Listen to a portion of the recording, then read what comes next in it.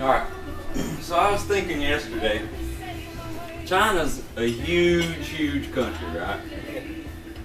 And it's a well-known fact that China owns most of American debt, right? Why is it that you see America going all over the world, punching holes in the earth, getting up all the oil they can, right? Yeah. But you don't ever see China getting involved in none of that shit. They don't go to, they use as much energy as we do, and I don't see them going over there and going to war for oil and shit. Do you think there's some kind of agreement with the United States and China between the U.S. has to supply China with a certain amount of oil?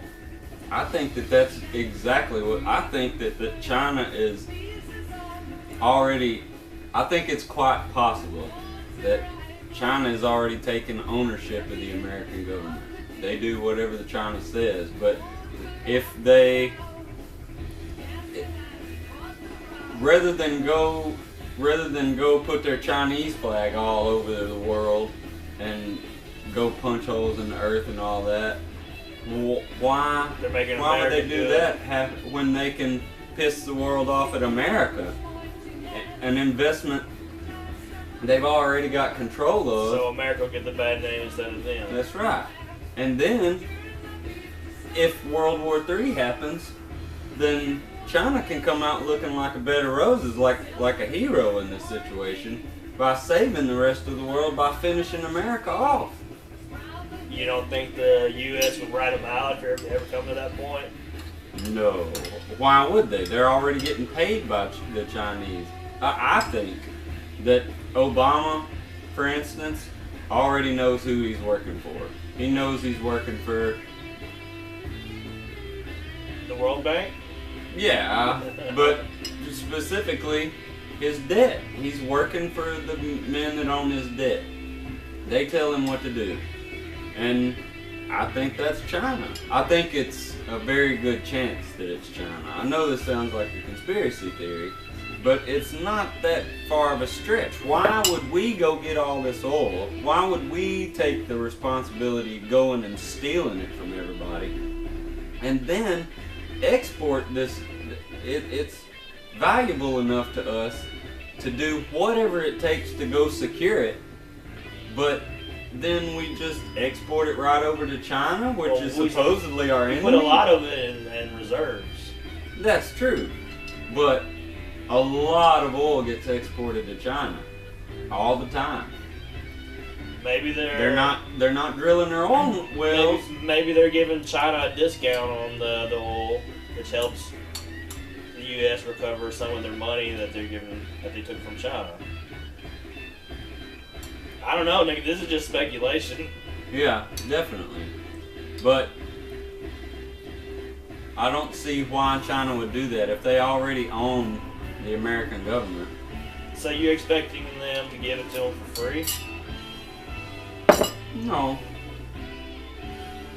But I imagine it's pretty much free. It can't be 100% free, I wouldn't think, because they have to recover their costs of transporting it and doing all that and paying the workers. Huh? What cost is there?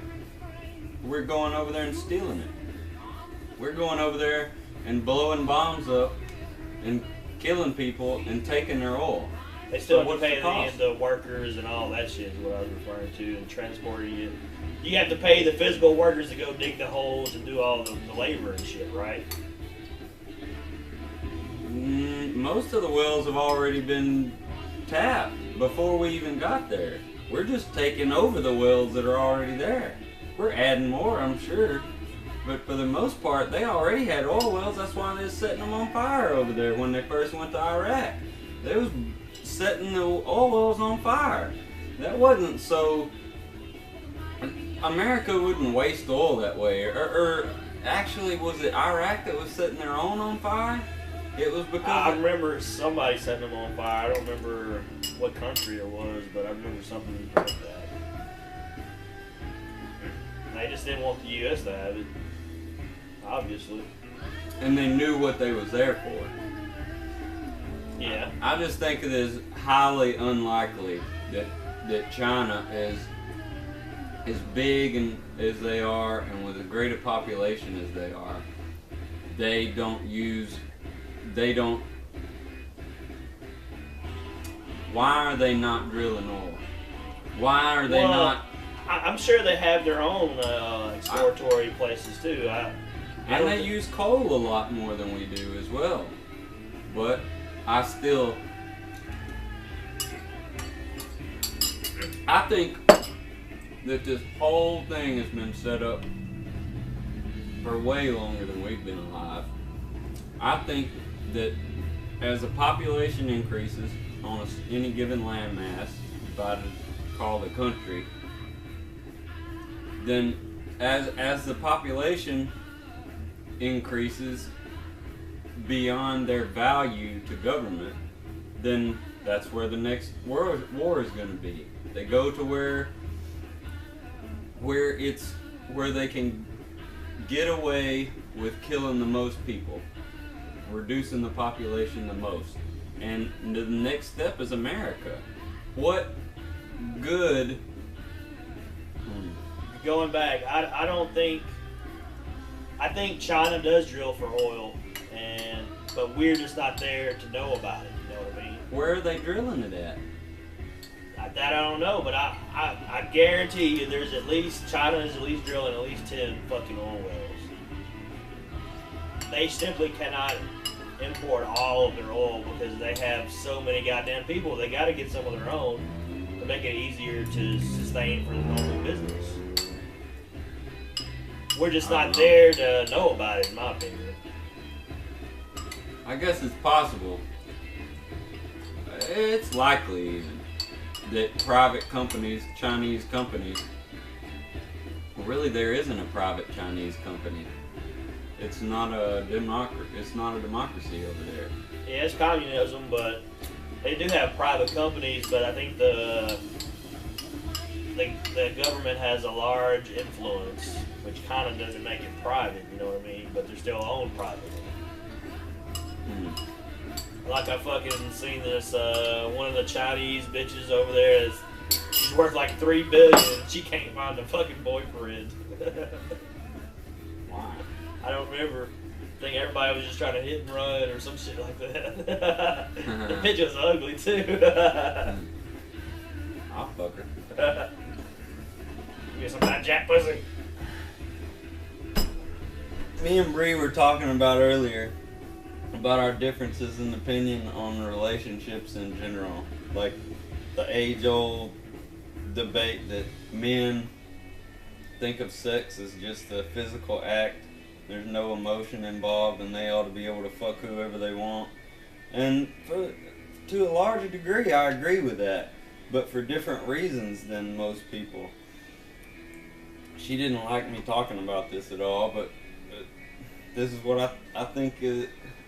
For me, if you have great expectations of the person you're in a relationship with, it's because you feel some kind of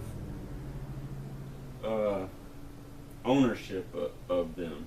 Well, I would think the ownership may be contributed to the exclusivity, you know, because when people will bond into a relationship, they're usually exclusive, which kind of gives you a sense of, oh, they're mine, you know what I mean? Yeah. Because we're together now. Alright. In my opinion, exclusivity is like everything else in any relationship, whether it's friendship or boyfriend, girlfriend, husband, wife, whatever, is a choice that you're constantly making. It's not a choice like... That's why I think marriage is stupid and it doesn't work very well at all.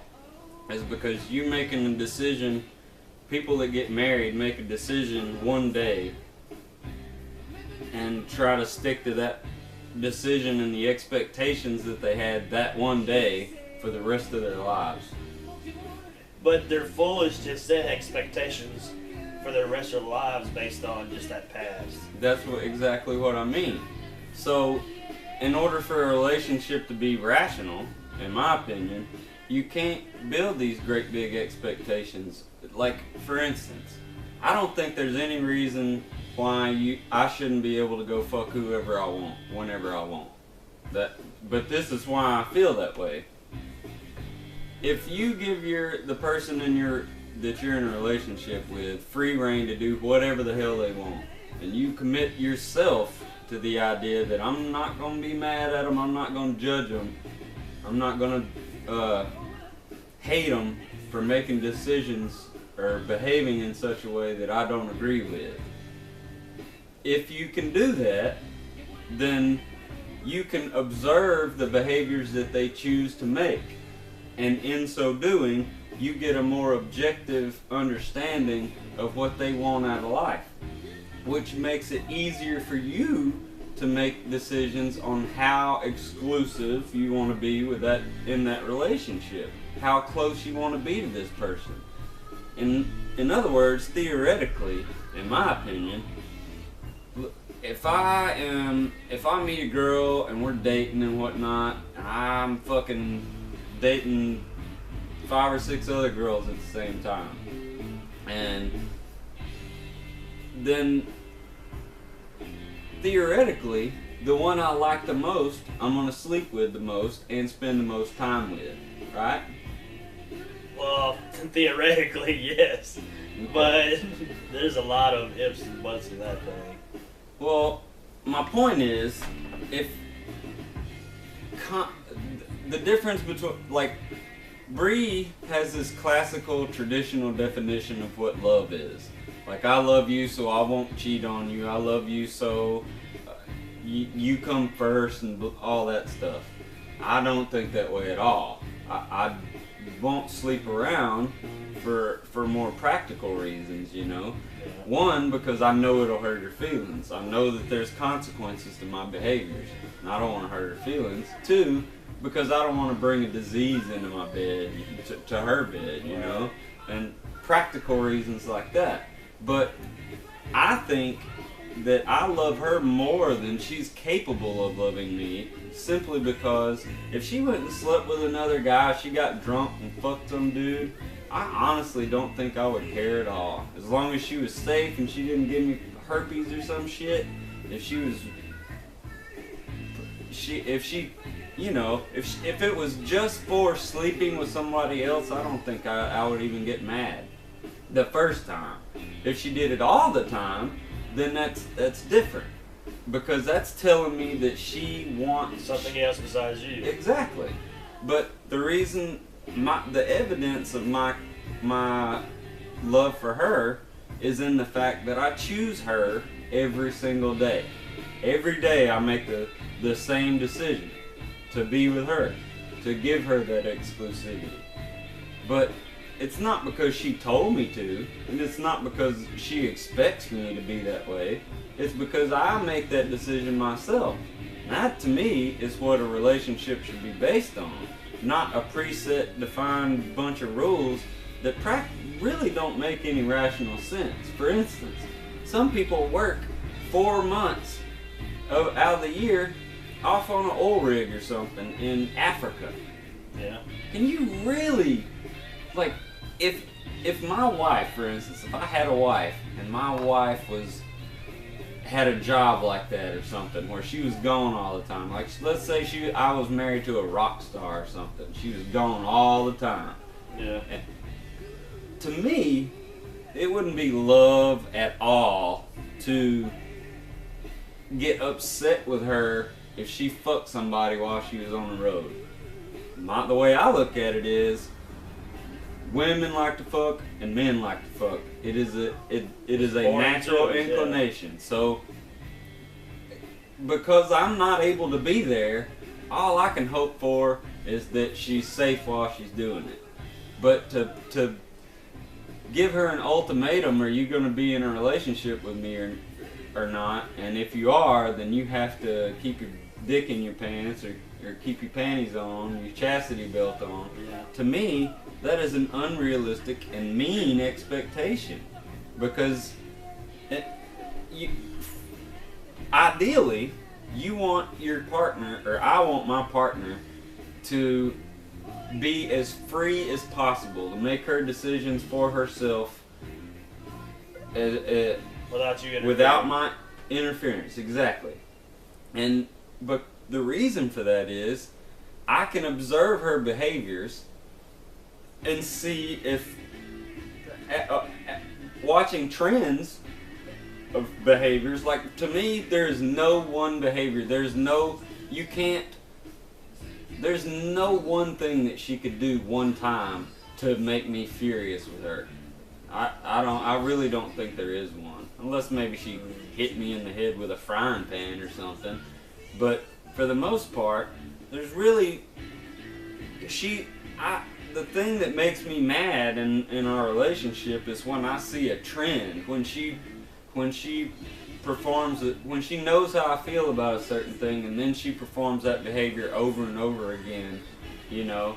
Whether giving advice or not about that behavior, because she either changes or continues the same way. Right. It tells me what she wants out of life, and that gives me a realistic basis from which to judge whether I want to continue to be in that relationship. Which goes back to a lot of conversations we've had, is judging a person based on their character, which is just like you just said. You tell them what you feel about a certain situation, and they either adapt and try to make you comfortable with it, or they continue to do their own thing, which shows you whether they really care about you or not. Whether they care what you think, whether a lot of things. But if you come into a relationship, a friendship even, anything like that, any relationship, if you come into a relationship with high expectations of the person you're in a relationship with, then to me it shows some kind of false sense of authority or ownership. To me, authority and ownership are the same thing. I think that's probably a fault of the human brain. Because when you go into a relationship with somebody, you kind of want it to be everything you've always wanted, you know what I mean? So your brain kind of builds it up to more than it really is. But what is where are you getting those predetermined expectations? Are you getting them from some instinct in your brain? I think some of them is what you want, and some of them is observational, and you kind of put them together and build expectations that way. I think they're almost 100% of people's expectations in relationships stem directly from their society, the input that they've received from childhood about what should be expected, shoulds and should nots, rights and wrongs, and that's all. They, like, for instance, Bree thinks that if I sleep with another woman, then I've betrayed her. No matter what, if I sleep with somebody else, I've betrayed her and I've done her wrong, and I deserve the end of our relationship, whatever that means. I think that she got that idea in her head because that's the American way to think about relationships. It's been fed to her since she was born, that you're supposed to grow up, find one person, commit to that person, get married, spend the rest of your life, have some children. You know, this basic American dream. I don't think she created those ideas on her own, and that is exactly why I have a problem with those preset expectations, because she didn't come up with that. But once you get to a certain age, you can redefine your own expectations. Exactly. You don't have to agree with everybody else just because that's the way they say it is. You know what I mean? You got to think on your own. Be like, fuck that! I don't want to do that shit. I'm gonna do it my way. That sounds all good. You know, us sitting here talking about it this way, but realistically, there's a difference between having an idea and having an idea trained into you. Because when I grew up, I was subscribed to the you find a woman, you get married, you have children, you settle down, you go on about life. Mm-hmm. Once I got to a later age, I was like, it doesn't have to be that way. You know, I can do my own thing. Just because you tell me that way, it doesn't have to be that way. You know? Yeah, I agree 100%.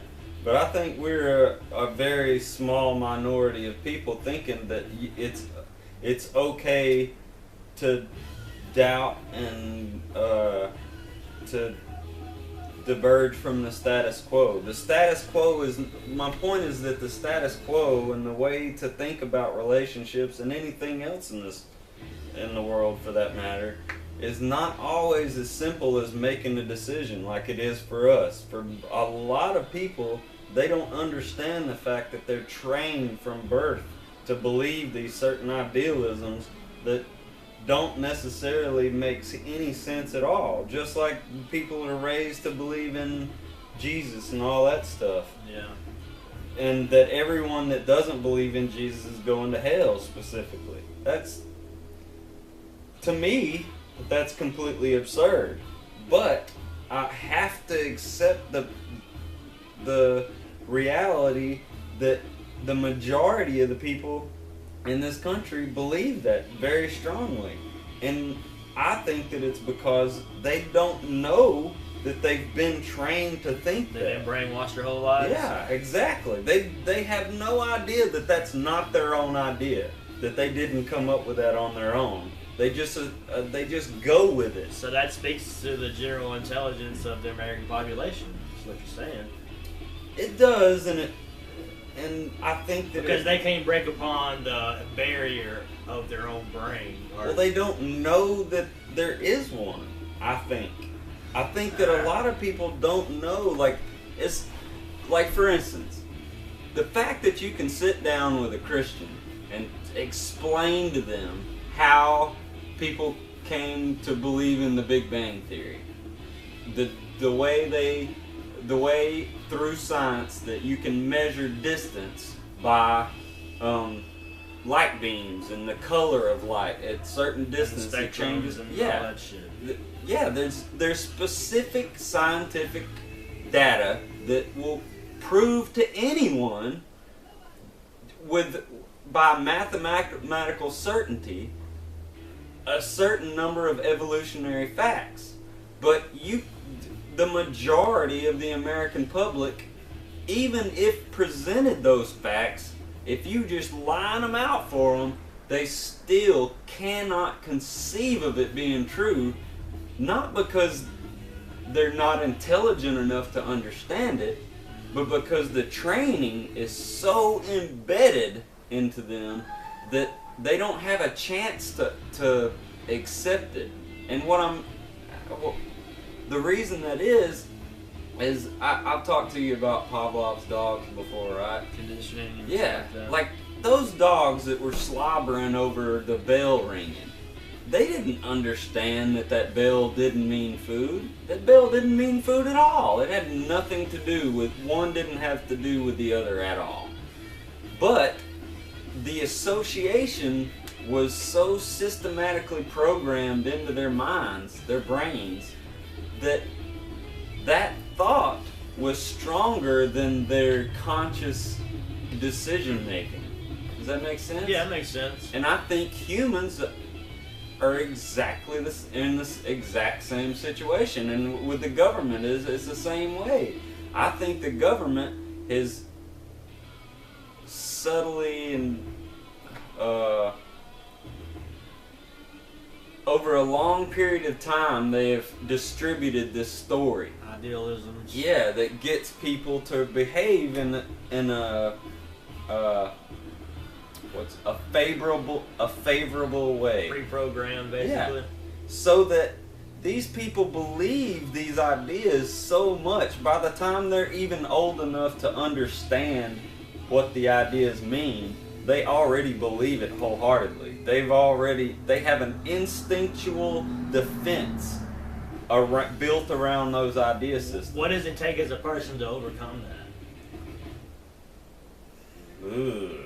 For me, it was, the idea using Christianity as a specific example is, it all depends on how effective the training was, first of all, how well it was enforced. Like when you were a kid, you were offered religion, but I don't think it was really pounded into you the way it was in my. No, yeah, childhood. I was told to go and stuff, and they wanted me to go, but they wanted me to embrace it, and I did for a certain time.